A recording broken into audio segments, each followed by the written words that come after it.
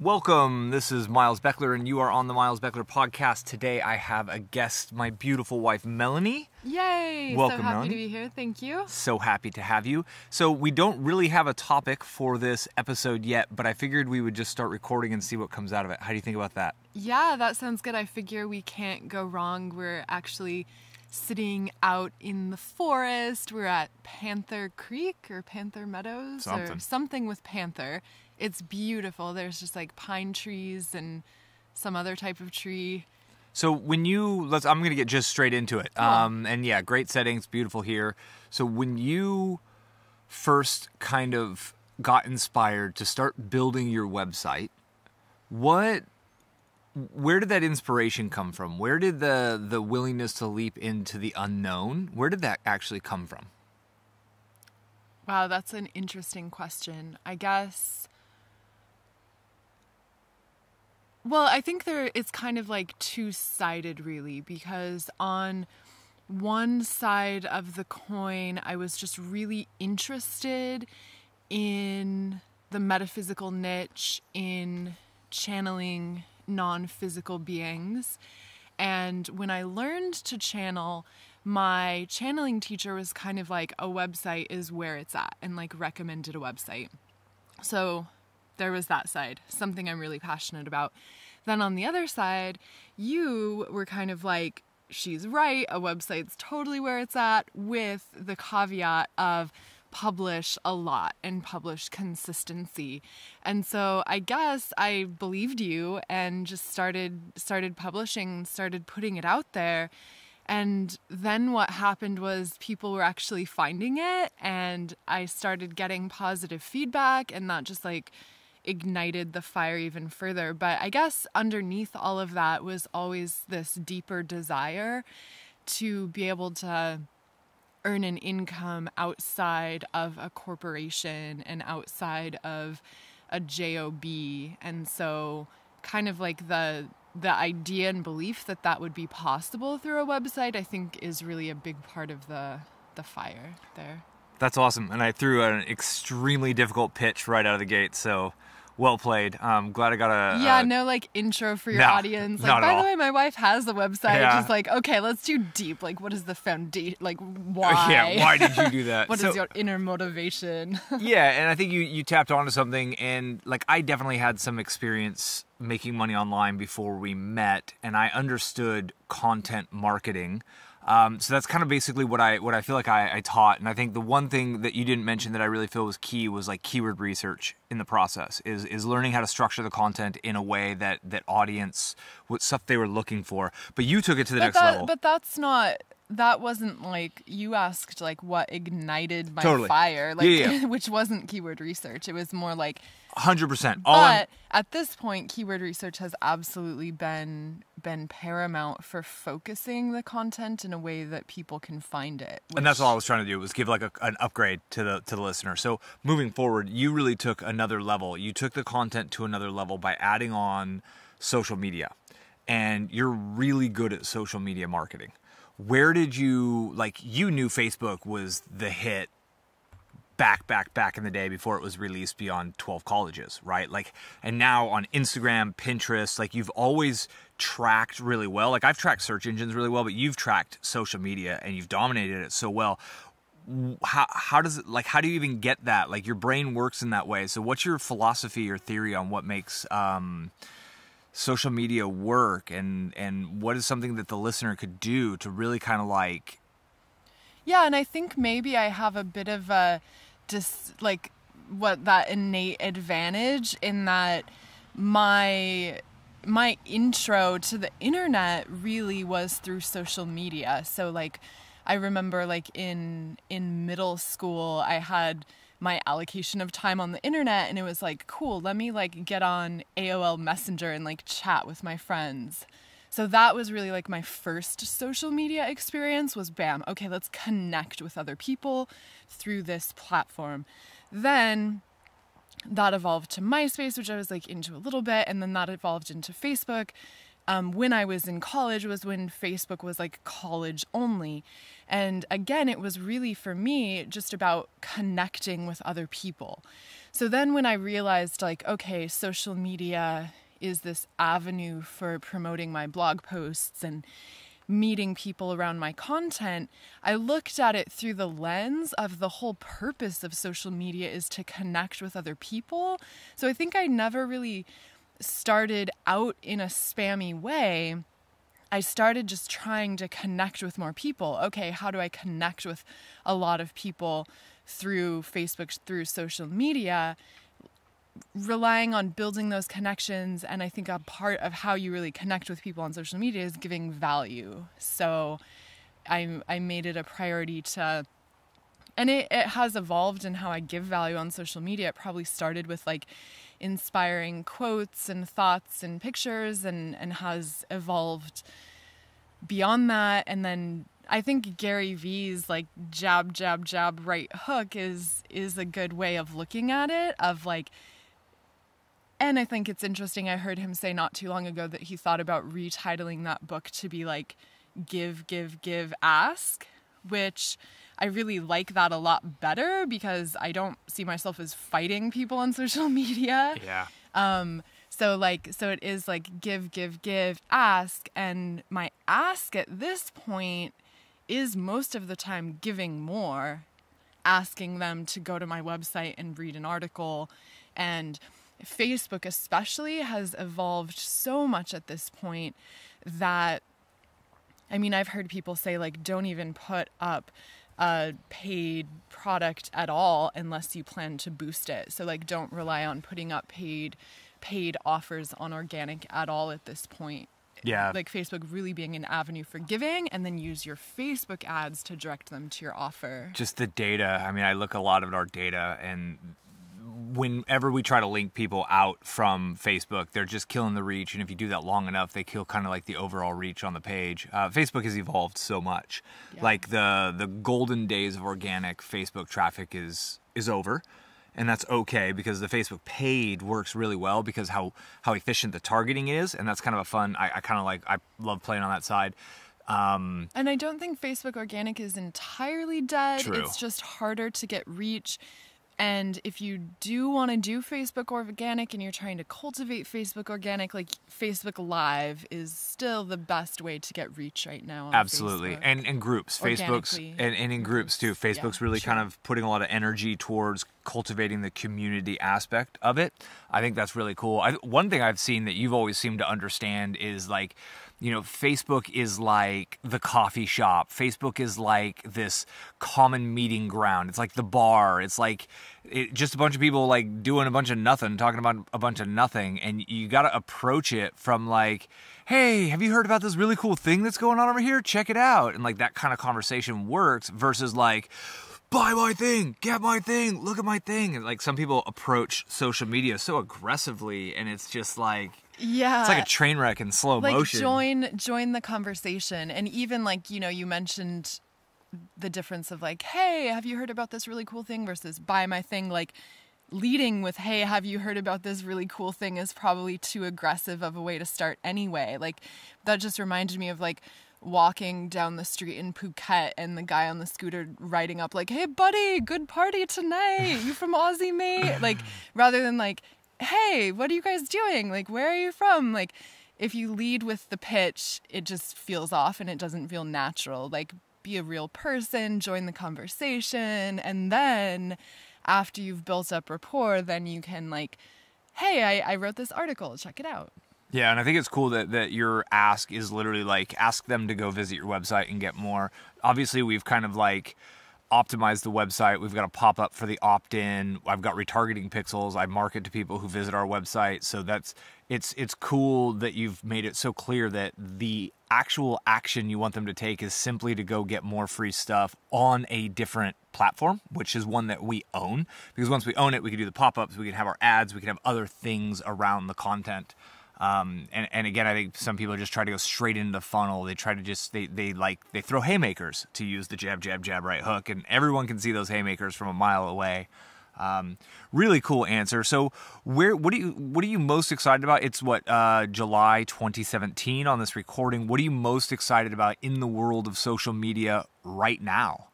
Like what's like, ooh, yeah, this is kind of clicking and going, yeah. Good question. What am I excited about in social media? Well, or what's working I don't is know. another way of what's working really well right now is another way of rephrasing that. Probably what's working the best as far as just like straight up driving traffic is Pinterest. Yeah. Which is funny because I'm not like excited about Pinterest. Like I personally don't really like use Pinterest that much. I think, and a lot of people who I know who use Pinterest a lot, like use it for like, let me build this board of how I'm going to decorate my kitchen. It's like or homeowners. Like, how do it, like this wardrobe I want. And I think me, like by nature being a minimalist, like I don't like build these collections of things I want to buy. Though Pinterest is kind of fun and I've used it. Like I have, like for my personal use, have a board of like inspiring images or like places I want to travel. But like personally, I kind of enjoy Instagram better. Just, I feel like I've been able to connect with a few industry leaders and connect with them like on a one-to-one way, and that's like more through Instagram. That's a really powerful point. And so explain that. So you've connected with some industry leaders in a one-to-one way through Instagram.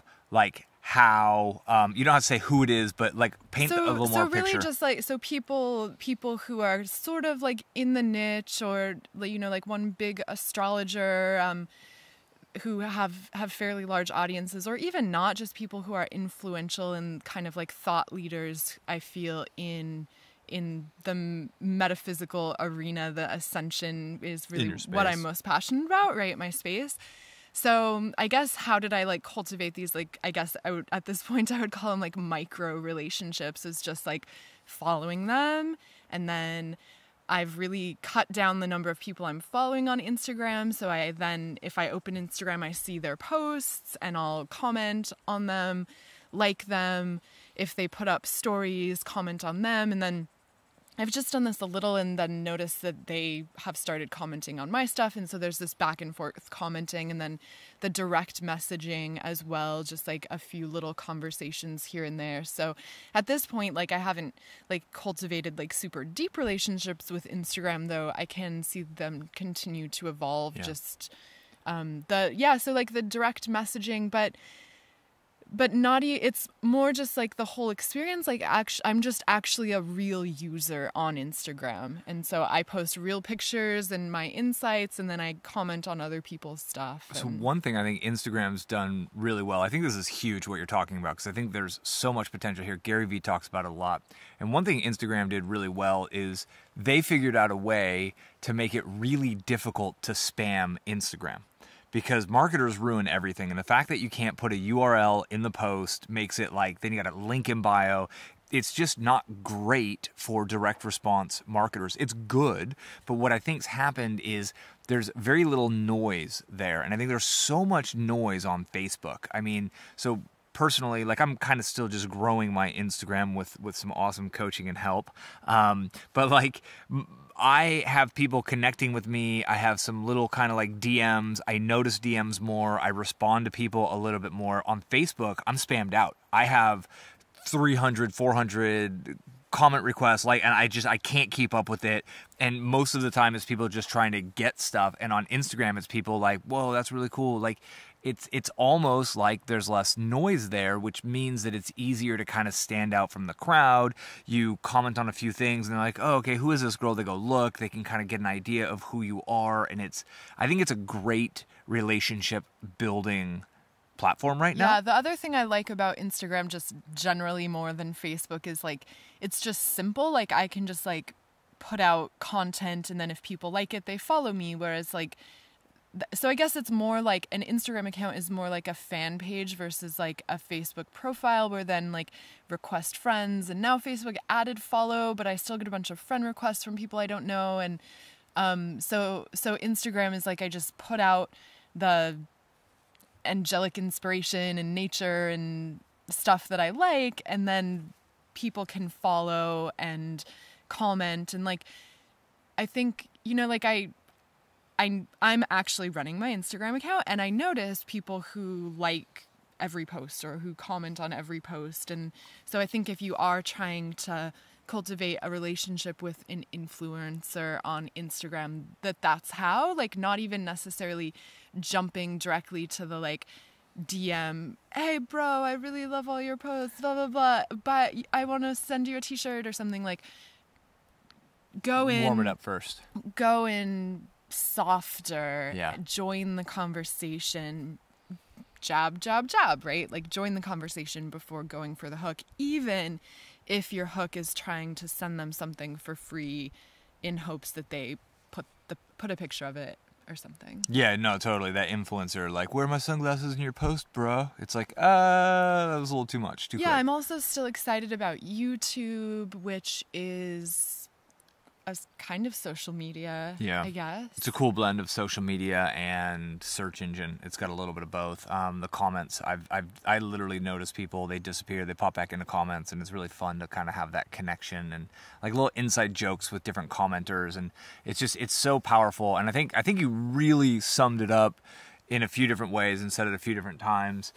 Because, like, looking back, when we had extreme growth rate in the Facebook fan page, and our fan page, your fan page is sitting at like 915,000 likes or something, you were running it. You were aggressively running it. You were engaged. Every time we've been on a platform, when you've gone full in, full on, and turned it into a major traffic contribution, you were running it. Every time we go to try to automate it, to outsource it, and to kind of like ease off that throttle, the numbers change. Have you noticed that as well? Yeah. Mm-hmm. When I try to automate it more, get the team involved. Yeah, the numbers just change, and that's okay. It's also algorithms. I think our timing on some of those moves have been in alignment with algorithms when other updates are happening. But can I change my answer about what I'm most excited about in social media? Hell yeah, of course. It just kind of hit me. Like, the social media network that I'm most excited about right now is totally old school, and it's email. Email is like the original social network. Bing, you've got mail. And I think I'm approaching email now, just in kind of how I was talking about, like, joining the conversation. So I email my list like their friends, and I try to give them value, and I keep them up to date on what I'm doing and what I'm inspired about, and then I let them know when I have new courses or meditations or products. And so totally email. I like email. I think it is the most direct way to drive traffic to my site, and I think it's really powerful for cultivating a one-to-one relationship that's actually one-to-many. Yeah, I mean, if you look at the data, that is the engine of the business, of our cash flow. But at the same time, you know, we've seen so many people say thank you to marketing emails, and like the way you tell stories and the way you share about things, it really means a lot to people. And there is a lot of that feeling like, wow, she wrote this just for me.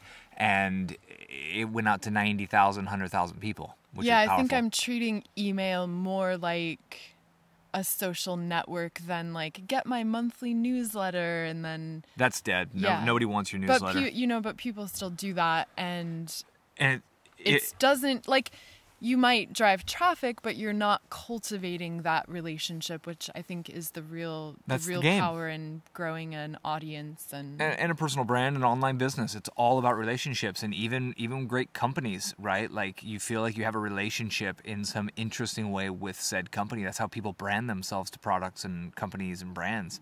I think you're right. And I think, you know, it was a couple of years ago when you took that first big challenge to really step up your email marketing. And it was kind of like this mental, like, oh, but aren't people going to unsubscribe if I mail like almost every day? And like, there was fear around it. And like, the results have been amazing. It's been like positive results for you. Most people love getting them, and people are bored. People, like, their inbox is full of like spammy, go get this, do this for me, do this for me. And then you come into their inbox and you give them value and you give them positivity and excitement. And boy, it sure has me emailing my little budding list more often and trying to be in a much more kind of like, when I sit down and email, it's like I'm reaching out to a friend, like, hey, I just got this video, it's going to teach you how to do this. Like, I don't ask, I rarely ask. I do have a couple of ask emails, but it's so much more about give, and like, magic happens when you approach social media, email, whatever it is. Like, when you approach from that true core sense of like, I'm here to give a lot of value and really become one of those trusted advisors in their inbox or in their Facebook feed or in their Instagram. And when you get to that point authentically, man, doors open. Yeah, I think that's true in any aspect of what you're doing online, like even in the blogging or content marketing arena. Like, it's not like I didn't start off like, let me write a blog post in order to put a call to action at the end. Like, and even now, if I have a call to action at the end of my blog post, it's just because it fits. But the entire blog, the goal is just to like give value and help people and communicate through writing. And to push an occasional competitor off of the search engines, because you do like dominating the top of the search engines. Yeah, it's a game to me in that regard. And it's awesome that my site has a bit of authority at this point. And so like you mentioned before that I integrated using keyword research very early, and that has definitely been huge in why my blog is an authority site and gets so much traffic, because I'm like, oh, I want to blog about how beneficial it is to spend time in the forest. Let me see, what do people search for? Okay, forest therapy. I just learned today that like forest bathing is apparently a thing. I'm definitely going to go look. Like, do people search for forest bathing, or do they search for like nature recharge? And then I would write my article with those terms. So it's not like I let keyword research choose what I want to write about necessarily. Like, I choose what I want to write about, what my heart calls to me to write about, what I feel inspired about, let my inspiration read, but then I cross-reference that against keyword research to make sure I'm using the right language. Or if absolutely no one searches the idea I had, maybe I'll like pivot it or focus it in another area, and then that whole kind of like give people what they think they want and then sneak in what they actually mean. But I try to like focus things in terms of what people are actually searching for, just along those lines of giving value. Like, absolutely. You know, if you go into keyword research and you see that 3,000 people a month are searching for how to blank, and, you know, there's no great content answering that question, and you go be the person to be of service, to go create the killer piece of content that helps them solve that problem, like, it's a win-win-win all the way around. And Google notices that you put together a great piece of content, and you end up ranking. So real quick for fun, like when you identify a keyword phrase that has like low to medium competition and you write like an awesome blog post, because all your blog posts are awesome, how long does it take you to rank sometimes? Like, what's a good example?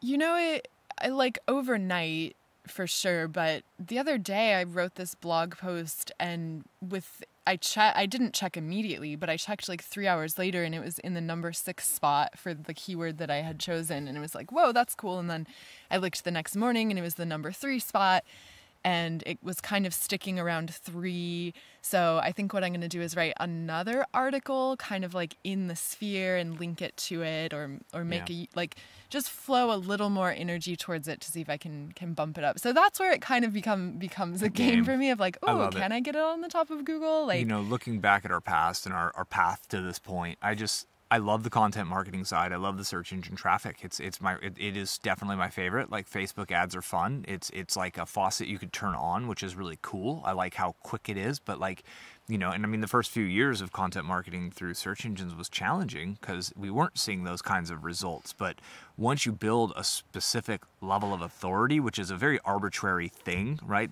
Google calculates it. There's no way for us to know what it is, but there's this threshold that once you cross it, you literally can, like a sniper, go through, or not a sniper, what would be a positive alternative to that? Like a great dart player, you can go through bullseyes, but you can literally go choose a phrase that you don't have any content on. You can go create a piece of content, and within a day, you literally can start to receive traffic that can generate for years and years and years and years. And if you don't hit the number 1 spot, you can go kind of like add another leg, build a silo around it, make a video, embed a video. You can make it more of a multimedia post, and like, yeah. And like when I was starting out, I did definitely kind of like target more obscure long tail keywords that had very low competition and low search Get volume. some wins under your belt early. Yeah, Yeah. I did. And like, and even now, like I do often kind of like try to cherry pick ones that I know I can rank for, but I've started to also mix in like, okay, I'm going to go after that keyword. Like it's above my pay grade, but let's Go see. for it anyways. Let's see what happens. Wow, this has been an awesome conversation. For the listeners, this was literally like a test of a new microphone, and I decided I was just gonna like run with it, and you kept pace. Thank you very much. The mosquitoes are out, so we need to build a fire. I need to put pants on. I'm wearing shorts, by the way, if that sounded awkward, because it did. But the mosquitoes are biting my calves, so that's what needs to happen. Any final comments to somebody who's out there wanting to build their business, trying to get momentum on their side? Like what tip would you give them, or what can you give them, whether it's social media or I don't know? Final deep thought from Melanie. I think my biggest thought or my biggest tip would be to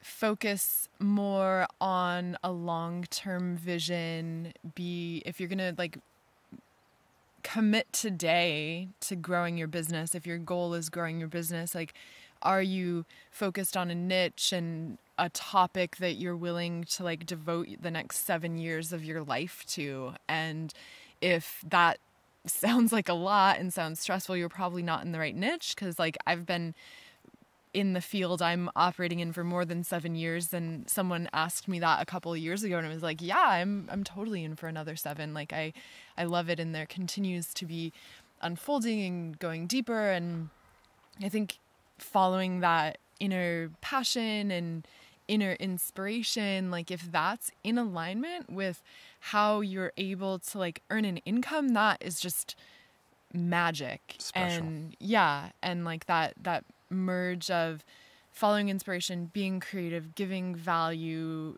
being of service to others, like providing positive service to the world, like when all that intersects, it truly is magic. And then that's when like really like true and lasting abundance can align in your life, not only financial abundance, but just like respecting yourself and loving yourself and knowing that you're not in a shady business model and you're making a difference in people's lives and you're in your authenticity. That is where the magic happens. And that's like when you actually make more money because you're in integrity. So do what you love and find that intersection where what you love can be giving value to people around that topic. And that's where the magic and money and fulfillment is. Money is really a byproduct of that. No, you're right. And fulfillment is worth more. And when you get them all working, it truly is magic. So, and if you're not sure about what that is, spend more time in the forest, in the woods, in the desert, in nature, because